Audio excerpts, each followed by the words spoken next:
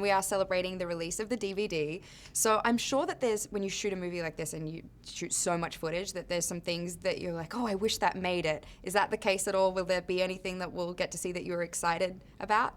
Yeah, I mean, we have some more stuff with Jude that we shot that didn't end up making it in the cut.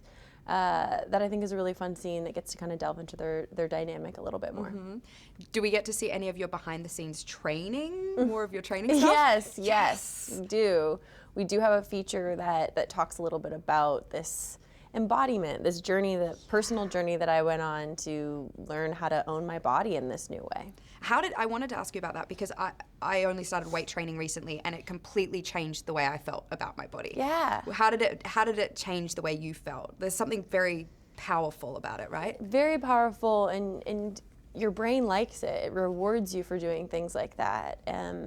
Being able to lift weight that is the same as your own body weight, or for me, I got to double my own body weight, just was something I never thought was possible. So you have one aspect of it, which is just doing something that exceeds your expectations of what you thought you were capable of. And then I think for myself and my female body, my self-identified female body, it just feels good to know that I can take care of myself. There's a certain level of strength and ownership in a world where we like to talk a lot about how women should be or how they're supposed to experience themselves. To kind of push all of that away and be able to connect with myself on my own terms felt really important. You obviously inspire so many women in this role and in your life, but who inspired you? Which women in your life were big role models in that way for you? I mean, obviously my mom being like an extremely dedicated person to who I am, and then also this dream that I had as a kid. But I'm so lucky to have so many incredible female friendships. That's really like the structure and backbone of my life. I have friends that are within the industry and many that are not, and so I have a great balance of there's certain aspects of this industry that it's really helpful to have people that are in it, that understand it, and we're working together to try and make change and relate to one another.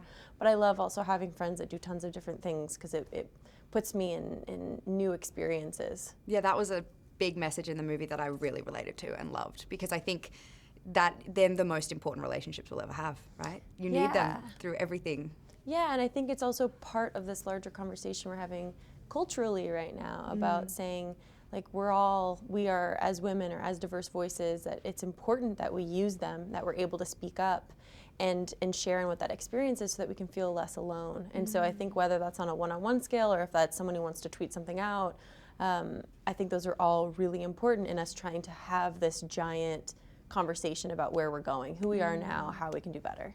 You and Sam have an incredible relationship. You've directed him in a movie as well. Are we going to get to see a little bit of behind the scenes of you guys messing around? I feel like there'd be a lot of deleted scenes of the two of you goofing off. Yeah, just a lot of extra material of the two of us honestly goofing off.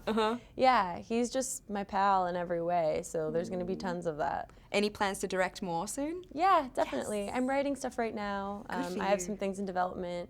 I've been really focused on, getting this film out and then Avengers coming up. So girl, you've been busy. A little tied up, but yes. And you're turning 30 this year, right? And look at what you've accomplished in this year. You got to be feeling good going in. Like 30's a fun, exciting time. I mean, regardless of the number, I just feel like I don't want to go backwards. I feel like every day I love learning and growing, and I am proud of the person that I'm becoming. And I'm excited to see what else I can do with my time here on this planet. It's only going to get better. We have a quick rapid fire quiz for you. So, favorite form of exercise? Right now, I guess judo. Oh, gosh, you're so badass. Favorite cheat food? Mozzarella sticks. Show that you binge watched recently? Pen 15. Oh, it's so good. It's so the good. References, spot on. It's just my time in 7th grade, exactly. So accurate. They're geniuses. Favorite music to dance to? Probably like all the music in Pen 15, like early 2000s. Yep. Yeah. So good. This is our little 90s quiz for you. Would you rather eat Dunkaroos, Warheads, or Gushers?